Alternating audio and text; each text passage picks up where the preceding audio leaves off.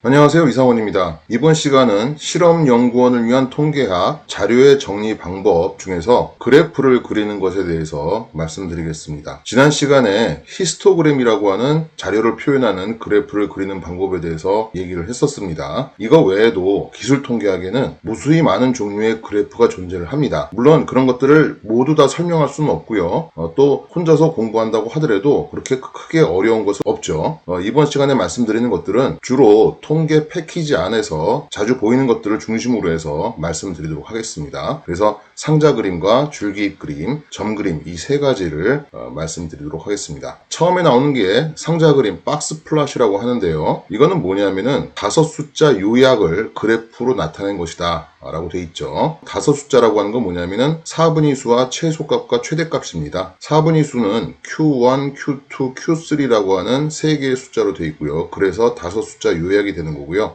이런 거는 자료의 수가 10개 이하인 경우에는 좀 효용성을 이룰 수 있다라고 돼 있습니다. 일단은 최소값과 최대값은 우리가 알고 있는데 4분의 수가 뭔지를 알아야 되겠죠. 자, 4분의 수라고 하는 거는요. 자료를 순서에 따라서 배열을 했을 때 4등분하는 수를 우리가 4분의 수다 이렇게 얘기를 하는 거죠. 자료를 순서에 따라 배열했을 때 2등분하는 수를 뭐라고 했죠? 중앙값 혹은 중위수라고 했었죠. 그와 비슷합니다. 그래서 4분의 수는 Q1이라고 하는 1/4분의 수, 이거는 전체 자료의 앞에서 25%에 해당하는 값이죠. Q2는요 2/4분의 수라고 얘기를 하고요. 중앙값, 중위수와 같습니다. 그래서 이거는 전체 데이터의 순서 중에서 가운데에 위치하는 50%에 해당하는 값이다 라고 볼 수가 있고요. Q3는요 3/4분의 수라고 얘기를 합니다. 그래서 75%에 해당하는 값이죠. 자, 그 다음에 나오는 것이 4분의 범위라고 하는 것인데 인터쿼타일 레인지라고 해서 줄여서 IQR이라고 합니다. 이거는 뭐냐면은 3/4분의 수에서 1/4분의 수를 뺀 거예요. 그러면은 이 범위 안에는 전체 데이터의 50%가 들어간다라고 우리가 볼 수가 있겠죠. 그리고 그 50%는 주로 중앙에 위치하는 것들일 겁니다. 그래서 4분의 범위를 보고 우리가 데이터의 산포가 어느 정도인가를 어림잡을 수가 있겠죠. 자, 그러면은 4분의 수를 정하는 방법을 한번 예를 들어보겠습니다. 일단 자료의 개수가 홀수인 경우, 자, 이렇게 자료가 홀수의 데이터가 있습니다. 이런 경우에는 뭐 어렵지 않죠. 지금 전체 자료를 4등분을 했을 때 경계에 걸리는 것이 바로 숫자가 되니까요. 그래서 4와 5와 9가 바로 각각의 Q1, Q2, Q3다 라고 우리가 볼 수가 있고요. 4분의 범위는요. Q3인 9에서 Q1인 4를 뺀 5가 바로 IQR 4분의 범위가 되겠습니다. 그런데 우리가 좀 신경 써야 될 것이 자료의 개수가 홀수가 아니라 짝수인 경우예요.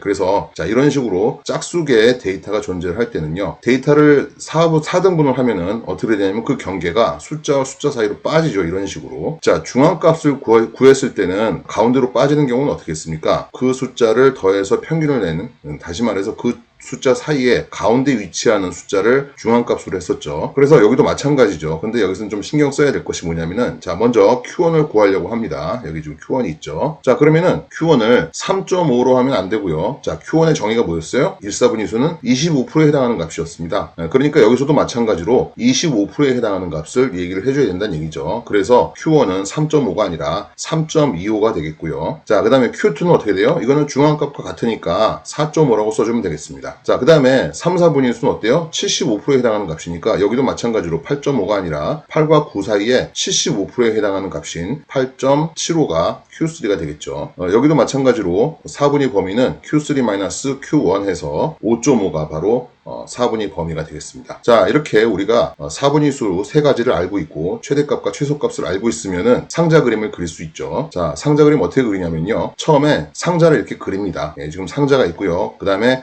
가운데 선이 하나 쭉 그어져 있죠. 그 다음에 상자 옆으로 선을 2개를 쭉 연결합니다. 자, 이 선을 보통 이제 우리가 수염이다 이렇게 얘기를 합니다. 영어로 위스커라고 얘기를 하거든요. 왼쪽에 있는 것들, 왼쪽 수염 끝이 바로 최소값이 되는 거고요. 상자가 시작하는 부분이 Q1, 그 다음에 가운데 선이 Q2, 상자가 끝나는 선이 Q3, 그 다음에 오른쪽에 수염이 끝나는 부분이 바로 최대값이 되겠습니다. 이런 식으로요. 자, 그 다음에요. 상자 그림에는요. IQR도 우리가 표시할 수가 있죠.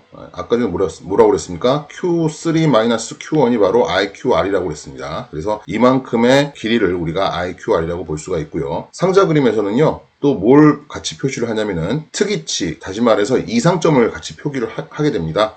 그래서 이상점을 어떻게 표기를 하냐면요. 양쪽에다가 펜스를 쳐줍니다. 펜스. 그러니까 경계를 쳐줘요. 자, 경계를 이런 식으로 쳐줘요. 자, 그러면 경계는 어떻게 되냐면은 Q1에서부터 경계까지의 거리가 IQR 곱하기 1.5. 그 다음에 Q3에서부터 마찬가지로 이 펜스까지가 IQR 곱하기 1.5입니다. 자, 그래서 요만큼이 바로 펜스가 되는 거고요. 그러면은 여기서 말하는 최소값과 최대값은 요 경계 안에서 요 울타리 안에서 바로 최소값과 최대값을 말하는 것이고, 이 울타리를 넘어가는 숫자들은 뭐로 본다? 이상점으로 본다. 특이치로 본다라는 얘기입니다. 자, 그래서 이런 식으로 해서 이런 것들이 바로 이상점, 특이치가 되는 거죠. 자, 그 다음에 마지막으로 가끔 가다 보면 이제 상자 그림에도 여기다 이제 배꼽 모양으로 이런 식으로 여십자 모양으로 동그랗게 해가지고 보통 이제 평균을 표시해 주는 경우도 있습니다. 자, 그래서 우리가 상자 그림을 보면요. 상자가 폭이 좁을수록 그만큼 데이터의 중앙에 위치하는 50%의 데이터들이 산포가 좁게 존재한다라는 거 우리가 알 수가 있고요. 그 다음에 마찬가지로 수염의 길이도 좁으면 좁을수록 어떻습니까?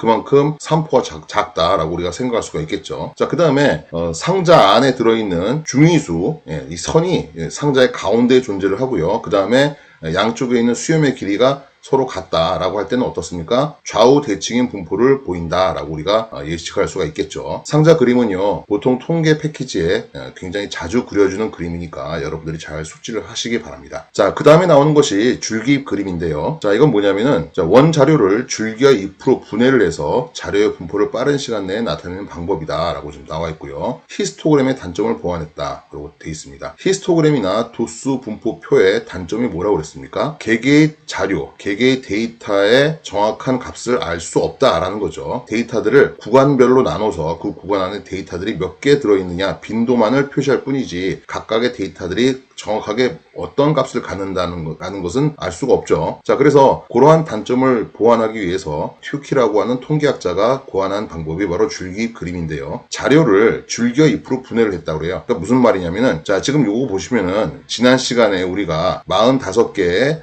함량 데이터를 가지고 히스토그램을 그렸었죠. 자, 그래서 여기서 똑같이 지금 그 데이터를 가지고 왔습니다. 그래서 줄기에 해당하는 것이 바로 뭐냐면 앞에 있는 수예요. 소수점 위에 있는 수죠. 그 숫자들이 바로 줄기가 되는 것이고요. 지금 보면은 98이 두 개 있죠. 이거 무슨 말이냐면은 여기 위에 있는 98행이라고 하는 것은 98.0에서부터 98.4까지 그 사이의 숫자들을 여기서 나타내는 거고요. 그 다음에 밑에 있는 98은 98.5에서부터 98.9까지 해당하는 숫자를 마찬가지로 나타내게 되는 겁니다. 자, 그 다음에 옆에 있는 숫자는 자료의 개수를 나타내는 거예요. 무슨 말이냐면은 98.0 이상이고 98.4 이하인 숫자들이 지금 두 개고요.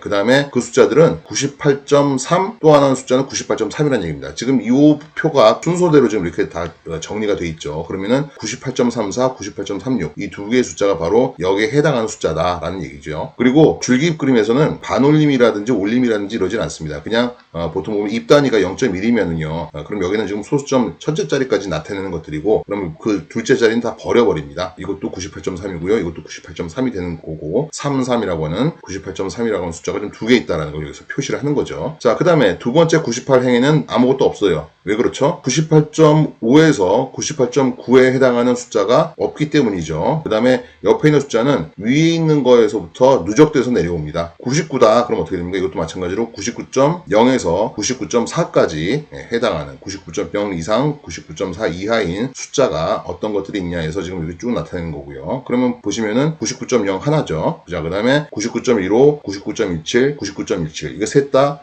99.1로 보는 겁니다.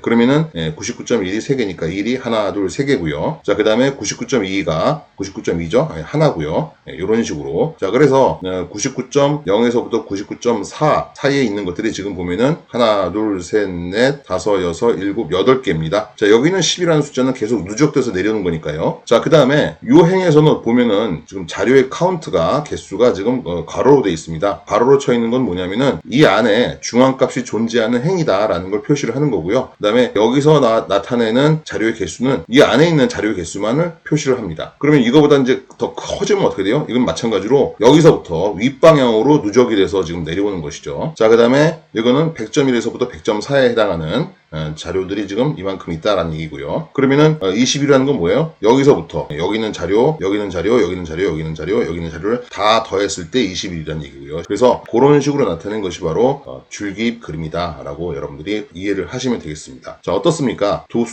도수분포표나 히스토그램에서는 개개의 데이터가 어떤지를 잘 몰랐는데 여기서는 그래도 소수점 첫째 자리 숫자는 몇 개가 있는지를 우리가 알 수가 있겠죠. 그리고 전체적으로 지금 보시면 이렇게 분포도 어느 정도 보일 수가 있습니다. 그 다음에 나오는 것이 점 그림이죠. 점 그림은 자료를 직선 위에 점으로 나타내서 분포를 파악하는 데 사용한다 라고 되어 있죠. 그래서 자료의 개수가 보통 적은 연속형 자료 정리. 그러니까 딱 우리 같은 이공계 실험 연구원들 같은 경우에 이제 주로 자료의 개수가 적고요. 그 다음에 보통 우리가 다루는 데이터들이 연속형 자료죠. 자, 여기서는요 각각의 데이터에 대해서 지금 보면은 여기는 소수점 둘째 자리가 나타내는데 소수점 첫째 자리까지 나타냈습니다. 여기는 수를 갖다 지금 보면은 반올림 해가지고 나타낸 걸 볼 수가 있죠.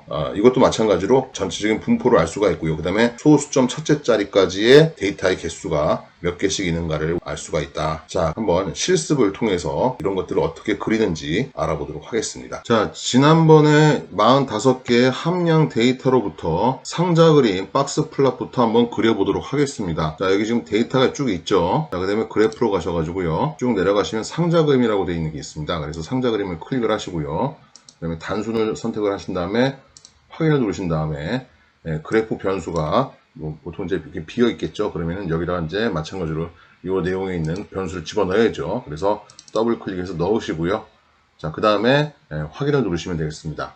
자, 그래서 이런 식으로 나오죠. 자, 지금 보니까 여기서는 지금 여기가 최소값이고요. 그 다음에 이제 여기가 Q1이고 Q2, Q3 이렇게 볼 수가 있죠. 그 다음에 여기가 최대값이고요. 그 다음에 IQR 4분의 범위 곱하기 1.5에 해당하는 펜스가 있으면 그 펜스를 넘어가는 그 경계값을 넘어가는 것들 이 두 가지를 갖다가 우리가 여기서는 이상치라고 이상점이라고 놨습니다. 자, 그런데 여러분들이 주의를 하셔야 될 게 뭐냐면은 보통 우리가 이제 실험을 해서 데이터를 내고요. 그 데이터를 필요에 의해서 어떤 규제기관에 제출을 한다든가 했을 때는 기본적으로 데이터를 누락을 시키면 안 되죠. 있는 데이터, 우리가 실험한 데이터를 다 이용을 해서 통계 처리를 해야 됩니다. 그런데 이런 경우가 있습니다. 이거는 누가 보더라도 잘못된 데이터예요. 그러니까 만약에 잘못된 데이터, 어떤 이상점이라든지 특이치가 나타나는 이유를 확실하게 알면은 우리는 그 특이치라든지 이상점을 제거할 수가 있습니다. 그 데이터에서 제외할 수가 있어요. 그런데 어떻게 해서 이게 이런 이상점이 나왔는지, 이런 특이치가 나왔는지를 몰라요. 모르지만은 이거는 도저히 말도 안 되는 수치이기 때문에 데이터에서 제외를 시키고 싶어요. 하지만은 사실은 그래서는 안 된다는 거죠. 그러면 이걸 언제 어떻게 제외를 할 수가 있냐면은 통계적 검정을 통해서 이상점이다라는 게 판명이 되면은 제외를 시킬 수가 있다는 거죠. 그런 걸 우리가 통계학에서는 이상치 검정, 특이치 검정 이런 식으로 이제 얘기를 해요. 그래서 이상치라고 이상점이라고 생각을 해서 데이터를 제거하고 싶으면은 이상치 검정, 특이치 검정을 해야 되는데 여기는 지금 단순하게 뭐예요? 지금 상자 그림을 그리면서 단순히 Q3보다 IQR 곱하기 1.5 더 넘어가는 데이터가 지금 두 개가 나왔다 그래서 그냥 단순하게